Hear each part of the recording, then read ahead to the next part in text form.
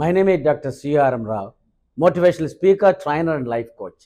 చాలామంది హెల్ అంటే ఏంటి, హెవెన్ అంటే ఏంటి, నరకం అంటే ఏంటి, స్వర్గం అంటే ప్రతి వాళ్ళ డిస్కషన్ జరుగుతూ ఉంటుంది. కానీ యాక్చువల్గా నేను దీనికి ఒక సింపుల్ స్టోరీ చెప్తాను, అందరికీ అర్థమైద్ది, చాలా ఇంట్రెస్టింగ్గా ఉంటుంది. ఒక ఫస్ట్ అతను చనిపోయిన నరకానికి వెళ్తాడు. నరకంలో ఒక పెద్ద గంగాళం ఉంటుంది. గంగాళంలో మంచి పాయసం చేసి పెడతారు. సో అక్కడ ఉన్న వాళ్ళకి చేతులకి పెద్ద హ్యాండిల్స్ ఉన్న గెంటెలు, అంటే గెరిటెలు అంటాం, చేతికి కట్టేసి ఉంటాయి, గెరిటెలు ఉంటాయి, కానీ చేయి ఫోల్డ్ కాదు.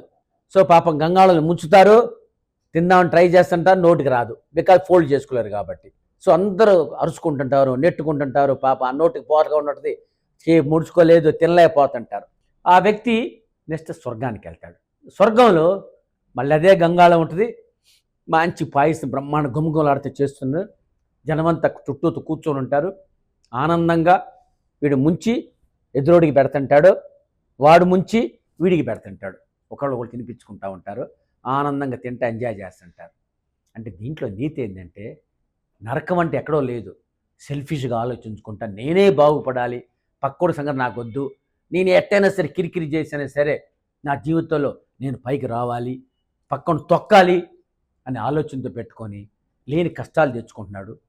హెవెన్, స్వర్గం అంటే నేను ఆనందంగా పక్కోడు ఆనందంగా ఉండాలి అని వాడు వీడి పక్కోడి తినిపిస్తున్నాడు, వాడు వీడికి తినిపిస్తున్నాడు, అందరూ సంతోషంగా ఎంజాయ్ని పాయసం ఎంజాయ్ చేసుకుంటా తింటా ఆనందంగా ఉన్నారు.